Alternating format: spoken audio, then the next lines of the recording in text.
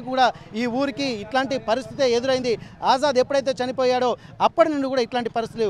కానీ ఇక్కడ గాజర్ల గణేష్ దళంలో ఉన్నాడన్నటువంటి ఒక సంతోషం ఉన్నటి వరకు ఉండే. కానీ ఇప్పటి వరకు కూడా ఇక ఒక ఉద్యమానికి సంబంధించి ఒక కుటుంబం నుండి ఒక అధ్యాయం ముగిసిందన్నటువంటి ఒక భావోద్వేగం, కానీ ఇక్కడ ముగియలేదు, ప్రారంభమైందన్నటువంటి ఒక సంకేతాలు కూడా ఇక్కడికి ఉన్నటువంటి వాళ్ళు చెప్తున్నటువంటి పరిస్థితి. ఎక్కడ చూసినా కానీ ఉద్యమాలకు సంబంధించినటువంటి వాళ్ళందరూ కూడా తమ గణేష్ అన్నటువంటి ఒక ధైర్యంతో మొన్నటి వరకు ఉన్నారు. కానీ ఇప్పుడు ఆ ధైర్యం అనేది కోల్పోయినట్టుగా కొంతమందికి చెప్తున్నారు. కానీ అది కోల్పోలేదు, మళ్ళీ మొలకెత్తుతూనే ఉంటుందన్నటువంటి ఒక సూచన కూడా చేస్తున్నారు. ప్రస్తుతానికైతే మరికొంతమందితో మనం మాట్లాడడానికి ప్రయత్నం చేద్దాం. ఇక్కడ మీకు గణేష్ అన్న ఎట్లా పరిచయమో, మీరు ఎక్కడి నుంచి వచ్చారు బ్రదర్? మాది ఏడున్నారా అన్న. గణేష్ అన్న లాస్ట్ చివరిసారిగా చూడడానికి చూద్దామని వచ్చినాం. నా పేరు శ్రీకాంత్. మనోడు మాది ఏటునారం మండలం. మాకు అప్పుడు పంచాయతీలు అనేది పోలీస్ స్టేషన్లలో జరిగేటివి కాదు. అప్పుడు మా అక్కకు 1 ఎకరం భూమి ల్యాండ్ ఇవ్వడం జరిగింది గణేష్ అన్న. చివరిసారి గణేష్ అన్నను చూద్దామని ఇక్కడ దాకా రావాల్సింది. ఇక్కడ చివరిసారి అంతిమ వీడ్కోలు కూడా పలకడానికి కూడా వచ్చినటువంటి పరిస్థితి. మీరు ఎక్కడి నుంచి వచ్చారన్న? మాది కడవేండి. మొన్న రేణక్క చనిపోయిన ఊరు మాది. వీళ్ళందరినీ చంపుడు మాత్రం దారుణం. ఇది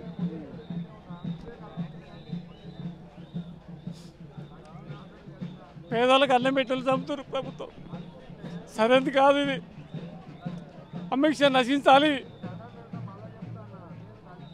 బీజేపీనే నశించాలి.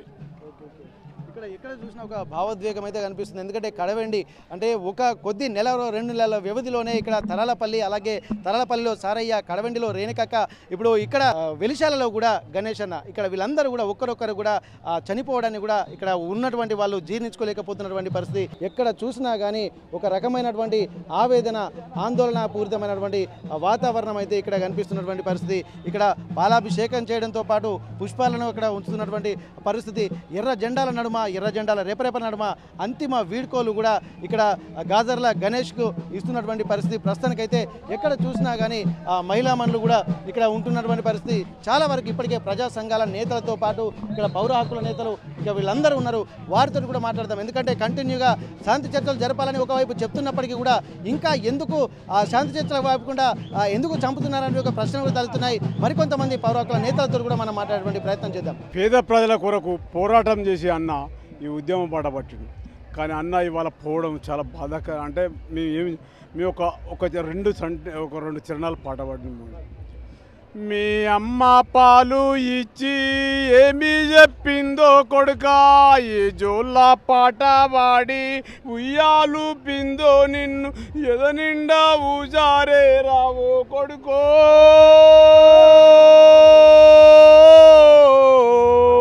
మది నిండా ఉల్లాసమేరా రవ్వన్నా,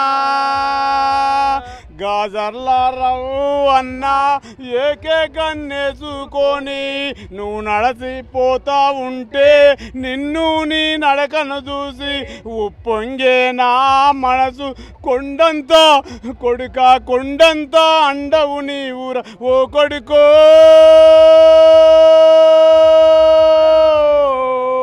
మా గుండెకు బలము వెరిగెల రవ్వన్నా, నీతోటి అక్కలతోని నీ అన్నదమ్ములతోని పాలల్లో నీళ్ళలాగా కలసి మెలసినావు, అందరిలో అన్న అందరిలో కలుపుగోలురవో కొడుకో,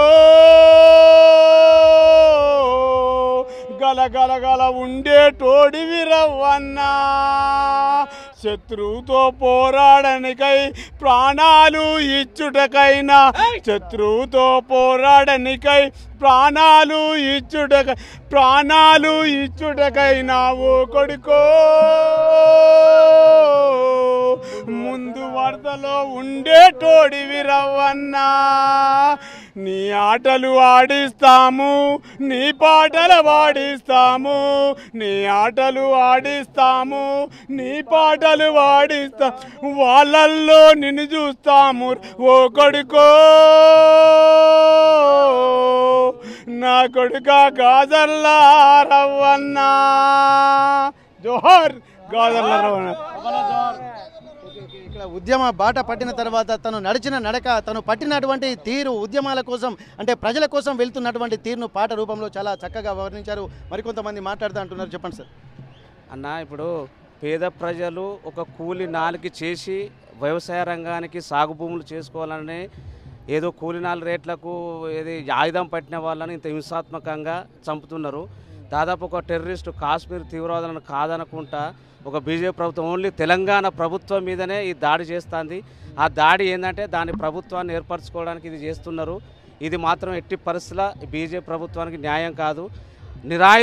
నిరాయుధంగా పట్టుకొని కిరాతకంగా చంపుకుంటూ అదైతను ఒక మానవుడు పుట్టడానికి అర్హత లేదు, కానీ చంపడానికి అర్హత లేదు ఈ దేశంలో. కానీ బీజేపీ ప్రభుత్వం అది అమలు చేస్తుంది. దాన్ని దేశ ప్రజలంతా దాన్ని వ్యతిరేకిస్తారు కంపల్సరీ. ఇది మాత్రం ప్రజలందరూ గమనిస్తారు. ఆ బీజేపీ ప్రభుత్వాన్ని తగిన మూల్యం చెల్లించక తప్పదు.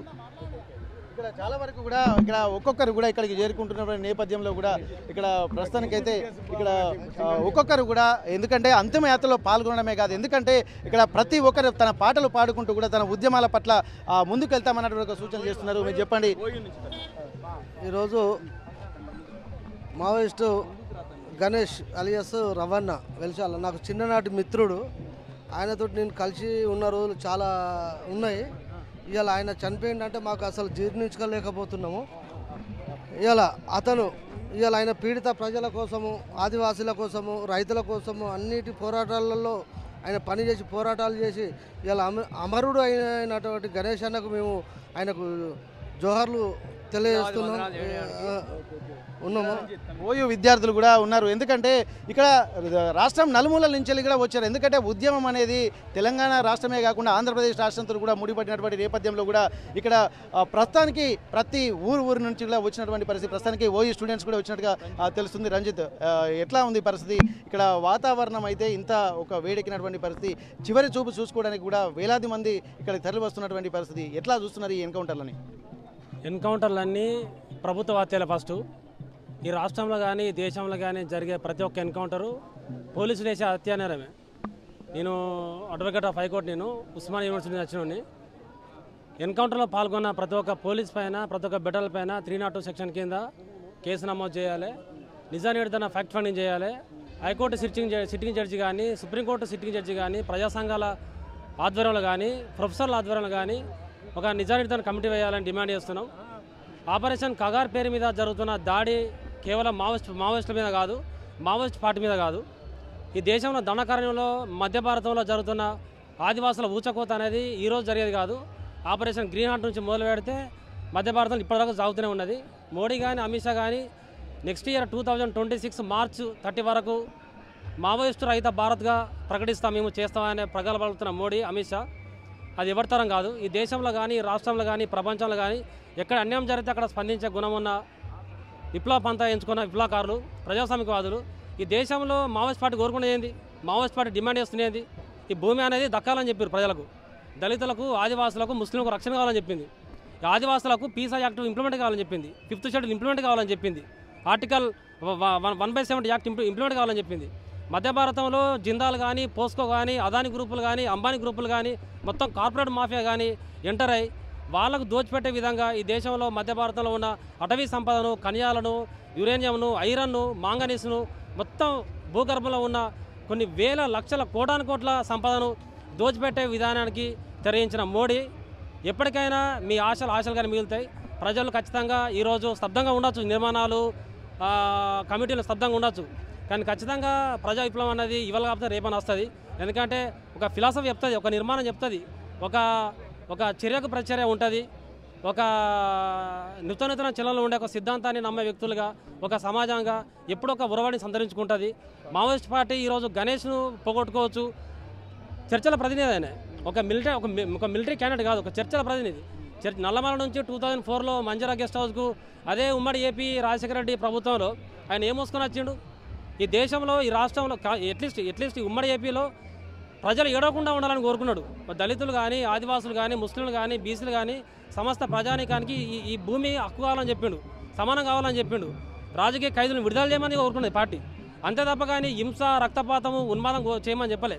అంత ప్రజాస్వామిక వాతావరణం కలిగిన, అంత ప్రజాస్వామికయుతమైన సిద్ధాంతాన్ని అలుముకున్న పార్టీ కేంద్ర కమిటీ సభ్యులు దట్టు శాంతి దూతను చంపడం అంటే అత్యంత దారుణం. అది ప్రజాస్వామికవాదులైనా, బుద్ధిజీవులైనా, విద్యార్థి నాయకులైనా, ప్రజా సంఘాలైనా, పీడిత ప్రజానికమైన ఈ సంఘటనలు ఖండించాలి.